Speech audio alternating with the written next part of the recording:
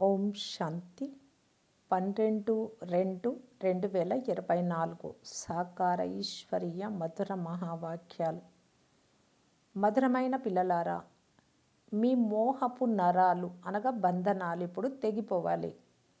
ఎందుకంటే ఈ ప్రపంచమంతా వినాశనం అవ్వనున్నది. ఈ పురాతన ప్రపంచంలోని ఏ వస్తువు పైన ఆసక్తి ఉండరాదు. ప్రశ్న: ఏ పిల్లలకైతే ఆత్మిక మస్తి నష ఎక్కి ఉంటుందో వారి బిరుదేమిటి? ఏ పిల్లలకు నష ఎక్కుతుంది? జవాబు: ఆత్మిక మస్తీలో ఉండే పిల్లలను మస్తు కలందర్, ఆనంద డోలికల్లో ఊగుతున్న యోగి అని అంటారు. వారే నెమల పింఛధారి, తలపై నెమలి పింఛమును ధరించిన వారు అవుతారు. వారికి రాజ్య భాగ్యపు నష ఎక్కి ఉంటుంది. ఇప్పుడు మేం ఫకీర్లు అనగా పేదవారి నుండి అమీరులుగా, ధనవంతులుగా అవుతామని బుద్ధిలో ఉంటుంది. రుద్రమాలలో కూర్చబడే వారికి నష ఎక్కుతుంది. ఇప్పుడు మేము ఇంటికి వెళ్ళాలి అని, తర్వాత నూతన ప్రపంచంలోకి రావాలి అనే నిశ్చయం ఉండే పిల్లలకి నష ఎక్కి ఉంటుంది. ఓం శాంతి. ఆత్మిక తండ్రి ఆత్మిక పిల్లలతో ఆత్మిక సంభాషణ చేస్తున్నారు. దీనిని ఆత్మల కొరకు ఆత్మిక జ్ఞానము అని అంటారు. ఆత్మ జ్ఞాన సాగరం. మనుషులు ఎప్పటికీ జ్ఞాన సాగరులుగా అవ్వలేరు. మనుషులు భక్తి సాగరులు. అందరూ మనుషులే. ఎవరైతే బ్రాహ్మణులుగా అవుతారో వారు జ్ఞాన సాగరుడి నుండి జ్ఞానం తీసుకొని మాస్టర్ జ్ఞాన సాగరులుగా అవుతారు. ఆ తర్వాత దేవతలలో భక్తి ఉండదు, జ్ఞానము ఉండదు. దేవతలకి జ్ఞానం తెలియదు. జ్ఞాన సాగరులు ఒక్క పరంపిత పరమాత్మ మాత్రమే. అందుకే వారిని వజ్రం వంటి వారు అని అంటారు. వారే వచ్చి గవ్వ తుల్యంగా ఉన్న వారిని వజ్రంలాగా, రాతి బుద్ధి కలవారి నుండి పారస్ బుద్ధి కలవారిగా తయారు చేస్తారు. మనుషులకి ఏమీ తెలియదు. దేవతలే మళ్ళీ వచ్చి మనుషులుగా అవుతారు. శ్రీమతము ద్వారానే దేవతలుగా అయ్యారు. ఇక అర్ధకల్పం పాటు అక్కడ ఎవ్వరి మతము అవసరం ఉండదు. ఇక్కడైతే అనేక మంది గురువుల మతమును తీసుకుంటూ ఉంటారు. ఇప్పుడు సద్గురువు నుండి శ్రీమతం లభిస్తుంది అని తండ్రి అర్థం చేయించారు. ఖాల్సే అనగా సిక్కు ధర్మానికి చెందిన ఒక తెగ. ఆ ప్రజలు సద్గురు అకాల్ అని అంటారు. దాని అర్థం కూడా వారికి తెలియదు. సద్గురు అకాలమూర్తి అని పిలుస్తారు. అనగా సద్గతినిచ్చే అకాలమూర్తి అని అర్థం. అకాలమూర్తి అని పరంపిత పరమాత్మనే అంటారు. సద్గురువు మరియు గురువులకు రాత్రికి పగలకున్నంత వ్యత్యాసం ఉంది. అందుకే వారు బ్రహ్మ పగలు బ్రహ్మ రాత్రి అని అంటారు. బ్రహ్మ పగలు బ్రహ్మ రాత్రి అని అన్నప్పుడు తప్పకుండా బ్రహ్మ పునర్జన్మ తీసుకుంటారు అని బాబా అంటారు. బ్రహ్మయే ఈ విష్ణువుగా అవుతారు. మీరు శివబాబాను మహిమ చేస్తారు. వారిది వజ్రతుల్యమైన జన్మ, శివ జయంతి. ఇప్పుడు పిల్లలైన మీరు గృహస్థ వ్యవహారంలో ఉంటూ పావనంగా అవుతారు.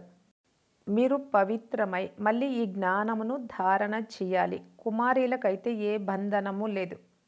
వారికి కేవలం మాతాపిత లేక సోదర సోదరీల స్మృతి ఉంటుంది.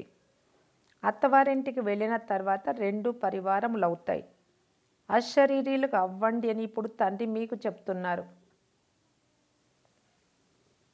ఇప్పుడు మీరు తిరిగి ఇంటికి రావాలి, శాంతిధామానికి. పవిత్రంగా అయ్యేందుకు మీకు యుక్తిని కూడా తెలియజేస్తూ ఉన్నా. నేనే పతిత పావనుడను. మీరు నన్ను స్మృతి చేసినట్లయితే ఈ యోగ అగ్ని ద్వారా మీ జన్మ జన్మాంతరాల పాపము భస్మం అవుతుంది అని నేను గ్యారంటీ ఇస్తున్నా. ఎలాగైతే పాత బంగారాన్ని అగ్నిలో వేసినందున దానిలోని మలినము తొలగిపోయి సత్యమైన బంగారం మిగిలిపోతుందో అలా ఇది కూడా యోగ అగ్ని. ఈ సంగమ యుగంలోనే బాబా ఈ రాజయోగాన్ని నేర్పిస్తారు. అందుకే వారికి చాలా మహిమ ఉంది. ఏ రాజయోగమును భగవంతుడు నేర్పించారో దానిని అందరూ నేర్చుకోవాలి అనుకుంటారు. విదేశాల నుండి కూడా సన్యాసులు చాలామందిని తీసుకొస్తారు. ఆ సన్యాసులను చూసి వీరు సన్యాసం తీసుకున్నారు అని విదేశీయులు భావిస్తారు. ఇప్పుడు మీరు కూడా సన్యాసులే, కానీ బేహద్దు సన్యాసమును గురించి వారికి తెలియదు. బేహద్దు సన్యాసమును ఒక్క తండ్రి మాత్రమే నేర్పిస్తారు. ఈ పురాతన ప్రపంచము సమాప్తం అవ్వనున్నది అని మీకు తెలుసు. ఈ ప్రపంచంలోని ఏ వస్తువు పట్ల కూడా మీకు ఆసక్తి ఉండదు. ఫలానా వారు శరీరాన్ని వదిలారు అంటే వెళ్ళి ఇంకొక చోట పాత్రను అభినయించేందుకు మరొక శరీరాన్ని తీసుకుంటారు. కనుక మీరెందుకు ఏడవాలి? మోహపు నరాలు తొలగిపోతాయి. ఇప్పుడు మీ సంబంధం క్రొత్త ప్రపంచంతో జోడింపబడి ఉంది. ఈ విధమైన పిల్లలు దృఢమైన మస్తు కలంగీధర్ నెమల పింఛిదారులుగా అవుతారు. మీలో రాజ్య భాగ్యపు నశ ఉంది. బాబాలో కూడా నేను వెళ్ళి శ్రీకృష్ణుడిగా అవుతాను, ఫకీర్ నుండి అమీర్గా అవుతాను అని నశ ఉండేది కదా. లోపల నశ ఎక్కి ఉంది.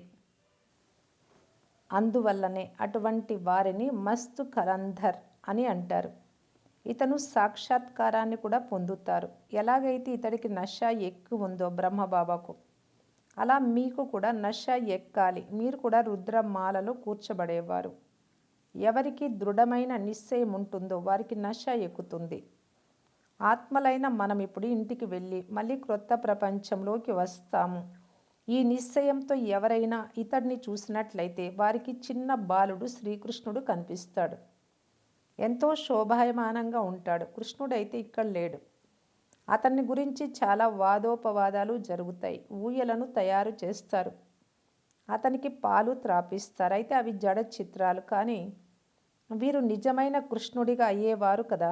నేను వెళ్ళి శ్రీకృష్ణుడిగా అవుతాను అని ఇతడికి కూడా నశ ఉంది. పిల్లలైన మీరు కూడా దివ్య దృష్టితో చిన్న బాలుడిని చూస్తారు. ఈ కళ్ళ ద్వారా అయితే చూడలేరు. ఆత్మకు దివ్య దృష్టి లభించినప్పుడు శరీర భ్రాంతి ఉండదు. ఈ సమయంలో స్వయాన్ని మహారాణిగా మరియు అతడిని బాలుడిగా భావిస్తారు. ఈ సమయంలో ఈ సాక్షాత్కారాలు కూడా చాలామందికి జరుగుతాయి. శ్వేత వస్త్రధారి సాక్షాత్కారం కూడా చాలామందికి జరుగుతుంది. మీరు ఇతడి వద్దకు వెళ్ళి జ్ఞానాన్ని తీసుకుంటే ఇటువంటి రాజకుమారుడిగా అవుతారు అని చెప్తారు. ఇది గారడీ కదా. మంచి వ్యాపారం కూడా చేస్తారు. గవ్వలను తీసుకొని వజ్రాలు ముత్యాలు ఇస్తారు. మీరు వజ్ర సమానంగా అవుతారు. శివ్ బాబా మిమ్మలను వజ్ర సమానంగా చేస్తారు. అందువల్ల బలిహారి వారిదే. మనుషులు అర్థం చేసుకోని కారణంగా గారడీ గారడీ అని అంటూ ఉంటారు. ఎవరైతే ఆశ్చర్యంగా జ్ఞాన మార్గాన్ని వదిలి వెళ్ళిపోతారో వారు వెళ్ళి ఏవేవో వ్యతిరేక మాటలు వినిపిస్తారు. ఈ విధంగా చాలామంది ద్రోహులుగా అవుతారు. ఇలా ద్రోహులుగా అయ్యేవారు ఉన్నత పదవి పొందలేరు. వారిని గురించి గురువుకు నింద కలుగజేయు వారికి నిలువ స్థానము దొరకదని అంటారు. వీరు సత్యమైన తండ్రి కదా. ఇది కూడా మీరు ఇప్పుడే అర్థం చేసుకున్నారు. వారు యుగ యుగానికి వస్తారు అని మనుషులు అంటారు. అచ్చా, 4 యుగాలు ఉన్నాయి, మరి 24 అవతారాలు అని ఎలా చెప్తారు? మరొక వైపు రాళ్ళు రప్పలు కణకణంలో పరమాత్ముడున్నారు అని అంటారు. అనగా అందరూ పరమాత్ములే అయిపోయినట్లు కదా. తండ్రి చెప్తున్నారు, నేను గవ్వల నుండి వజ్రాలుగా మిమ్మల్ని తయారు చేసేవాడిని. నన్ను మీరు రాళ్ళు రప్పలలోకి తోసేశారు. సర్వవ్యాపి అంటే అన్నింటిలో ఉన్నట్లు, అనగా ఇక ఏమీ విలువ లేనట్లే. నాకు ఎలా అపకారం చేస్తున్నారో చూడండి. ఇది కూడా డ్రామాలో నిశ్చితమై ఉంది అని బాబా చెప్తారు. ఈ విధంగా తయారైపోయినప్పుడే తండ్రి వచ్చి ఉపకారం చేస్తారు, అనగా మనుషులను దేవతలుగా చేస్తారు. ప్రపంచ చరిత్ర భూగోళాలు మళ్ళీ పునరావృతం అవుతాయి. సత్యుగంలో మళ్ళీ ఈ లక్ష్మీ నారాయణలే వస్తారు. అక్కడ కేవలం భారతదేశం మాత్రమే ఉంటుంది. ప్రారంభంలో చాలా కొద్ది మంది దేవతలు మాత్రమే ఉంటారు. తర్వాత వృద్ధి చెందుతూ చెందుతూ 5000 సంవత్సరాలలో ఎంత ఎక్కువ జనాభా అయిందో చూడండి. ఇప్పుడు ఈ జ్ఞానం ఇంకెవ్వరి బుద్ధిలోనూ లేదు. మిగిలినదంతా భక్తి. దేవతల చిత్రాల మహిమను పాడతారే కానీ వారు చైతన్యంలో ఉండేవారు అని, తర్వాత ఎక్కడికి వెళ్ళారని కానీ అర్థం చేసుకోరు. చిత్రాలను పూజిస్తున్నారు కానీ వారు ఎక్కడున్నారు? వారు కూడా తమో ప్రధానంగా అయ్యి మళ్ళీ సతో ప్రధానంగా అవ్వాలి. ఇది ఎవరి బుద్ధికి తోచదు. ఈ విధమైన తమో ప్రధానంగా ఉన్న బుద్ధిని మళ్ళీ సతో ప్రధానంగా తయారు చేయడం తండ్రి కర్తవ్యమే. ఈ లక్ష్మీనారాయణలు ఉండి వెళ్ళిపోయారు, అనగా గతంలో ఉండేవారు. అందువలనే వారికి మహిమ ఉంది. సర్వోన్నతులు ఒక్క భగవంతుడే. మిగిలిన వారంతా పునర్జన్మలు తీసుకుంటూ ఉంటారు. సర్వోన్నతమైన తండ్రియే సర్వులకు ముక్తి జీవన్ముక్తిని ఇస్తారు. ఒకవేళ తండ్రి రాకుంటే ఇంకను పైసాకు కొరగాని వారిగా తమో ప్రధానంగా అయిపోయి ఉండేవారు. లక్ష్మీనారాయణులు రాజ్యం చేసేటప్పుడు అత్యంత విలువైన వారిగా ఉండేవారు. అక్కడ ఎవ్వరూ పూజలు మొదలైనవేవీ చేసేవారు కాదు. పూజ్య దేవీ దేవతలే పూజారులుగా అయ్యారు. వామ మార్గంలోకి వెళ్ళి వికారులుగా తయారైపోయారు. వీరు సంపూర్ణ నిర్వికారులుగా ఉండేవారు అని ఎవ్వరికీ తెలియదు. ఈ విషయాలను గురించి బ్రాహ్మణులైనా మీలో కూడా నెంబర్ వారుగానే అర్థం చేసుకున్నారు. స్వయమే సరిగ్గా అర్థం చేసుకోలేదు అంటే ఇక ఇతరులకు ఎలా అర్థం చేయించగలరు? పేరేమో బ్రహ్మకుమారులు బ్రహ్మకుమారీలు. ఒకవేళ అర్థం చేయించలేకపోతే ఇంకా ఎక్కువగా నష్టం కలుగజేస్తారు. అటువంటి సమయంలో మీరు ఎవరికి అర్థం చేయిస్తున్నారో వారితో ఇలా యుక్తిగా చెప్పండి. మేము మా పెద్ద సోదరిని పిలుస్తాము, వారు మీకు సరిగ్గా అర్థం చేయిస్తారు. భారతదేశమే వజ్ర సమానంగా ఉండేది, ఇప్పుడు గవ్వ తుల్యంగా ఉంది. నిరుపేద భారతదేశాన్ని తలమానికంగా శిరోధార్యంగా ఎవరు తయారు చేస్తారు? లక్ష్మీనారాయణులు ఇప్పుడు ఎక్కడున్నారు లెక్క చెప్పండి అని అడిగితే ఎవ్వరూ చెప్పలేరు. వారు భక్తి సాగరులు, వారికి అదే నశ ఎక్కి ఉంది. మీరు జ్ఞానసాగరులు. వారైతే శాస్త్రాలనే జ్ఞానము అని భావిస్తారు. శాస్త్రాలలో భక్తి సాంప్రదాయ పద్ధతులు ఉన్నాయని తండ్రి చెప్తున్నారు. మీలో ఎంతెంత జ్ఞానశక్తి నిండుతూ వెళ్తుందో అంత మీరు అయస్కాంతం వలె తయారవుతారు. అప్పుడు అందరూ మీ వైపు ఆకర్షింపబడతారు. ఇప్పుడు ఆకర్షణ లేదు. అయినా యథాయోగము యథాశక్తుల అనుసారం ఎంతెంత తండ్రిని స్మృతి చేస్తారో అంత ఆకర్షణ ఉంటుంది. సదా తండ్రిని స్మృతి చేస్తూ ఉంటారు అని కాదు. అలాగైతే శరీరం కూడా ఉండదు. ఇప్పుడు ఇంకా అనేక మందికి సందేశమునివ్వాలి, సందేశకులుగా అవ్వాలి. పిల్లలైన మీరే సందేశకులుగా అవుతారు, ఇంకెవ్వరూ అవ్వరు. క్రీస్తు మొదలైన వారు వచ్చి ధర్మస్థాపన చేస్తారు. వారిని సందేశకులు అని అనరు. కేవలం క్రిస్టియన్ ధర్మంను స్థాపన చేశారే కానీ ఇంకేమీ చేయలేదు. క్రీస్తు ఆత్మ వేరే ఒకరి శరీరంలోకి వచ్చింది. తర్వాత అతని వెనుక మిగిలిన వారు వస్తారు. ఇక్కడైతే మీ రాజధాని స్థాపన అవుతూ ఉంది. ముందు ముందు మీరు ఏమేమి అవుతారో, ఏ ఏ కర్మలు చేశారో మీ అందరికీ సాక్షాత్కారం అవుతుంది. సాక్షాత్కారాలు అవ్వడంలో ఆలస్యమేమీ కాదు. కాశీలోని కత్తుల బావిలో దూకి శివుడికి అర్పణమయ్యేవారు. అప్పుడు ఒక్కసారిగా నిలబడి బావిలోకి దూకేవారు. ఇప్పుడు ప్రభుత్వం వారు ఆ బావిని మూసేశారు. ఆ విధంగా అర్పణమయ్యేవారు తాము ముక్తిని పొందుతాము అని భావిస్తారు. ఎవ్వరూ ముక్తి పొందలేరు అని తండ్రి చెప్తున్నారు. కొద్ది సమయంలోనే అనేక జన్మల శిక్షలు లభించినట్లు అవుతుంది కత్తుల బావిలో దూకుతూనే. తర్వాత మళ్ళీ క్రొత్త లెక్కాచారాలు ప్రారంభమవుతాయి. ఎవ్వరూ ముక్తికి తిరిగి వెళ్ళలేరు. వెళ్ళి ఎక్కడ ఉంటారు? ఆత్మల వంశ వృక్షమే చెడిపోతుంది. నెంబర్ వారుగా వస్తారు, మళ్ళీ వెళ్తారు. పిల్లలకు సాక్షాత్కారం జరుగుతుంది. అప్పుడే వారి చిత్రాలు మొదలైనవి తయారు చేస్తారు. 84 జన్మల పూర్తి సృష్టి చక్ర ఆది మధ్య అంత్యంల జ్ఞానమంతా మీకు లభించింది. మీలో కూడా నెంబర్ వారుగా ఉన్నారు. కొందరు ఎక్కువ మార్కులతో ఉత్తీర్ణులవుతారు, కొందరు తక్కువ మార్కులతో ఉత్తీర్ణులవుతారు. ఎవ్వరూ 100 మార్కులు పొందలేరు. 100% అయితే ఒక్క తండ్రివే. ఆ విధంగా ఇంకెవ్వరూ తయారవ్వలేరు. కొంచెం కొంచెం వ్యత్యాసం ఏర్పడుతుంది. ఒకే విధంగా కూడా అవ్వలేరు. లెక్కలేనంత మంది మనుషులున్నారు. అందరి రూపురేఖలు వేరువేరుగా ఉంటాయి. ఆత్మలన్నీ ఎంతో సూక్ష్మమైన బిందువులే. మనుషులు ఎంతో పెద్ద పెద్దగా ఉంటారు, కానీ ఒకరి రూపురేఖలు మరొకరితో కలవవు.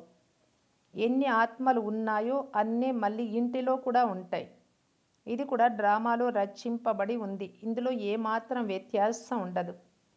ఒకసారి ఏది చిత్రీకరించబడుతుందో అదే మళ్ళీ చూస్తారు. 5000 సంవత్సరాల క్రితం కూడా మేము ఇలా కలిసి ఉండేవారము అని మీరు అంటారు. ఒక్క సెకండ్ కూడా తక్కువ ఎక్కువ కాదు. ఇది నాటకం కదా.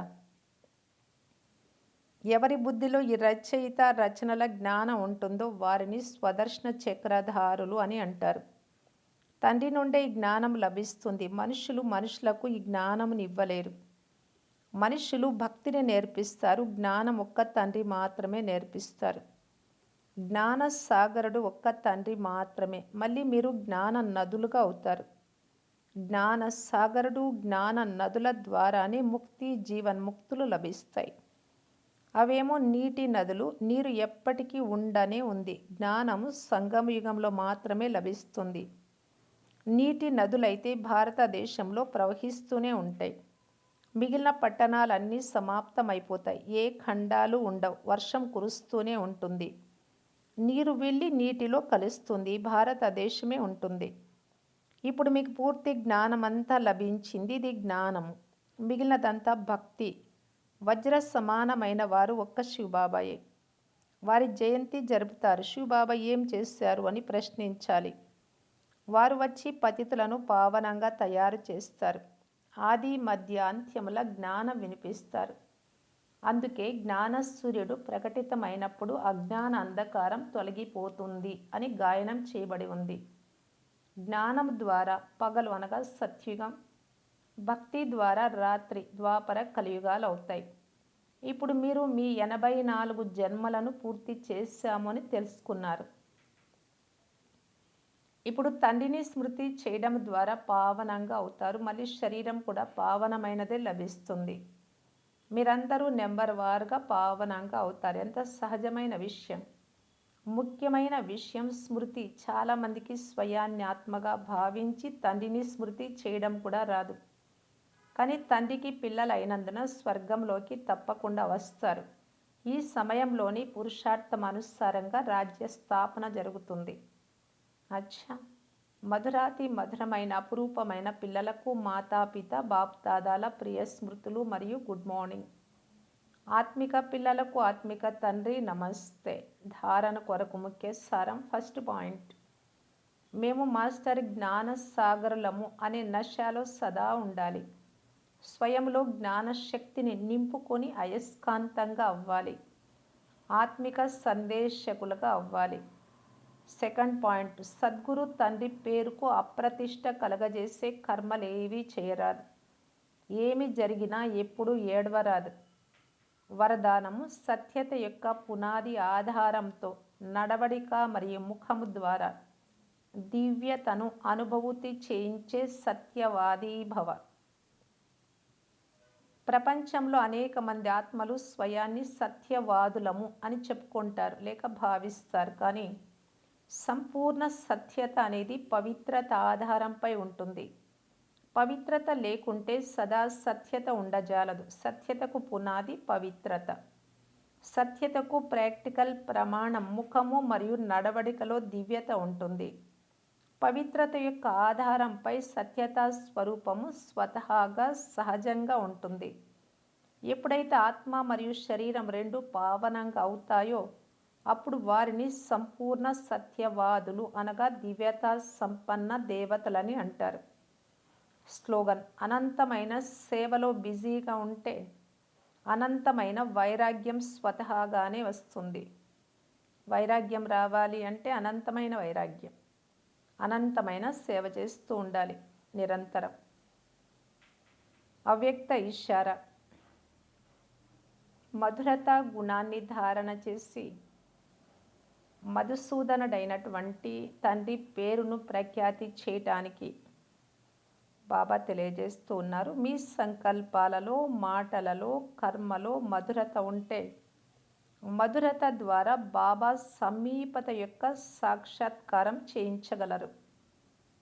బాప్దాదా రోజు పిల్లలకు మధురమైన పిల్లలు అని అంటారు. పిల్లలు కూడా మధురమైన బాబా అంటూ బదులిస్తారు. రోజు మాట్లాడి ఈ మధుర శబ్దాలు మధురంగా చేస్తాయి. ఈ మధురతయే మహానత. ఓం శాంతి.